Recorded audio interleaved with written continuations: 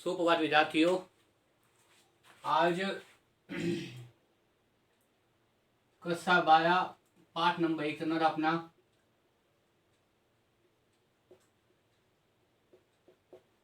संतवाणी। और संतवाणी के अंदर अपने जो है वो कबीरदास जी के दोहे देख रहे थे विद्यार्थियों। संतवाणी और संतवाणी के अंदर अपने जो है वो कबीरदास जी जो है उसको पढ़ रहे थे। कबीर के दोहे देख रहे थे विद्यार्थियों। मुझे उम्मीद है कि मैंने जो कल आपको YouTube पे जो वीडियो की लिंक शेयर की थी, उस वीडियो की लिंक से आपने जो है वो उस कबीर के दो को वीडियो देखी होगी और कबीर के दोहे जो मैंने समझाए थे आपको समझ में आगे होंगे। आज विद्यार्थियों उसके आगे जो दोहे हैं उन दोहों के बारे में हम बताना चाहता हूँ आपको विद्यार्थियों कि कबीरदास जी अपनी दोहों के अंदर क्या कह रहे हैं। देखिए तीसरा दोहा जो आपके सिलेबस में लगा है वो क्या है। छोड़े जब अभिमान को सूखी भया सब जीख, भावे कोई कुछ कहे मैं ही निज पी। छोटे जब अभिमान, कबीरदास जी कहते हैं जब व्यक्ति अपने अभिमान को त्याग देता है, छोटे का मतलब त्यागना, छोड़े जब अभिमान को, अभिमान का मतलब क्या है, घमंड को, गर्व को, कि मैंने ही किया, अरे तू कौन है करने वाला, करने वाला कौन है, कबीरदास जी कहते हैं वो परम पिता परमेश्वर है। तो कबीरदास जी क्या कह रहे हैं, छोड़े जब अभिमान को सुखी भया जीव, जब वो अभिमान को त्याग देता है तो उसकी आत्मा क्या होती है, एकदम सुखी हो जाती है। जब वो कबीरदास जी क्या कहते हैं, जब वो क्या कहते हैं अभिमान को, अभिमान का मतलब यहाँ पे क्या है भाई, घमंड, घमंड को क्या करता है भाई, त्याग देता है, घमंड को त्याग देता है, तब उसकी आत्मा क्या होती है, प्रसन्न हो जाती है, आत्मा प्रसन्न हो जाती है, आत्मा क्या होती है, प्रसन्न हो जाती है, क्योंकि तनाव रहित हो जाती है। जब व्यक्ति अपने अहम का त्याग कर देता है तब उसकी आत्मा क्या हो जाती है, प्रसन्न रहित हो जाती है। ये पहली पंक्ति का अर्थ है, छोड़े जब अभिमान को सुखी भया सब जीव, भावे कोई कुछ कहे मेरे हिये निज पीर। चाहे कोई कुछ भी कहे परंतु दशा में आत्मा में अपना प्रिय परमात्मा आनंददायी दिखाई देता है। कबीरदास जी क्या कह रहे हैं, भावे कोई कुछ कहे मेरे हृदय निज पी, मेरे हृदय के अंदर या आत्मा के अंदर जो परमात्मा निवास करता है वो क्या दिखाई देता है भाई, बहुत अधिक प्रसन्न दिखाई देता है, बहुत ही सुखद दिखाई देता है। अगर अपने किसको त्याग देते हैं, अगर अपने किसको त्यागते हैं, अभिमान को त्याग देते हैं।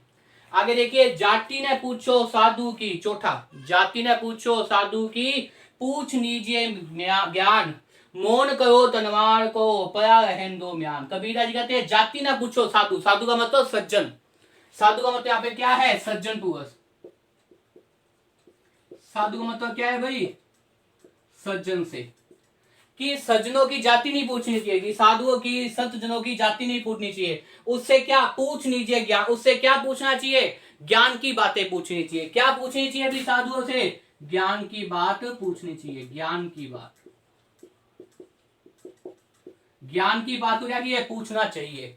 जाति ने पूछो साधु की पूछ लीजिए ज्ञान, साधु से कभी भी जाति नहीं पूछनी चाहिए, कबीरदास जी कहते हैं हमेशा क्या पूछनी चाहिए भी, ज्ञान की बात पूछनी चाहिए। आगे देखिए अगली पंक्ति विद्यार्थियों, मौन करो तलवार को परा रहन दो ज्ञान, क्योंकि कबीरदास जी कहते हैं मौन करो तलवार का, हमेशा जो है वो म्यान की अपेक्षा तलवार का मौन करना चाहिए, क्योंकि शेषता देखकर ही मुन्य दिया जाता है। तलवार की, म्यान की अपेक्षा तलवार, क्योंकि तलवार ही विपत्ति में काम आएगी। देखिए म्यान क्या होता है, म्यान होता है जहां अपने तलवार को रखते हैं, म्यान होता है जहां तलवार को रखा जाता है।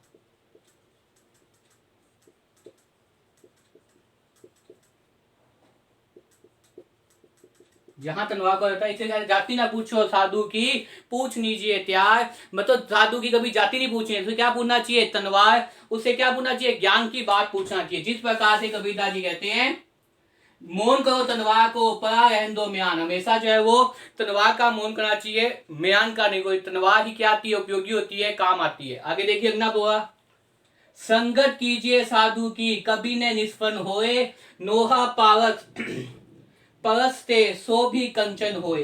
कबीर जगह कहते हैं संगत कीजिए साधु जनों की, संत जनों की क्या करनी चाहिए, संगति कीजिए। साधुओं की क्या होनी चाहिए भी, संगति होनी, सज्जन लोगों की अच्छी संगति हमें लेनी चाहिए। कभी नहीं निष्फल हो, क्योंकि उनकी संगति कभी भी क्या होती है, निष्फल नहीं होती। साधु संतों की संगति के बारे में बता रहे हैं, क्या बताए हैं भाई, साधुओं की संगति।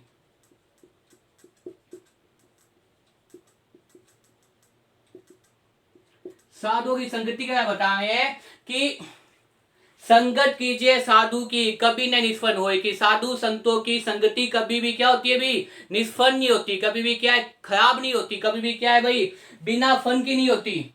जैसे नोहा पारस परसते सो कंचन होए, जैसे पारस का स्पर्श करने से नोहा क्या हो जाता है, सोना हो जाता है। नोहा चाहे कैसा भी हो, पारस के स्पर्श करने से, पारस के स्पर्श करने से वो क्या हो जाता है, खरा सोना बन जाता है। यहाँ पारस क्या है, एक पत्थर है। यहाँ पारस क्या है विद्यार्थियों, पारस क्या है, एक पत्थर है, जिसके स्पर्श करने से, जिसके स्पर्श से लोहा क्या बन जाता है, लोहा बन जाता है सोना। लोहा क्या बन जाता है विद्यार्थियों, सोना बन जाता है। इसलिए वो क्या कह रहे हैं, संगत कीजिए साधु की कभी न निष्फल होए, नोहा पारस परसते को कंचन होए, कि हमेशा साधु संतों की संगति कीजिए। साधु संतों की संगति करने से क्या हो जाएगा विद्यार्थियों, वे कभी भी निष्फल नहीं होगी, कभी भी संगति खराब नहीं होगी, कभी भी संगति निष्फल नहीं जाएगी, कुछ ना कुछ हमें फल देके जाएगी विद्यार्थियों।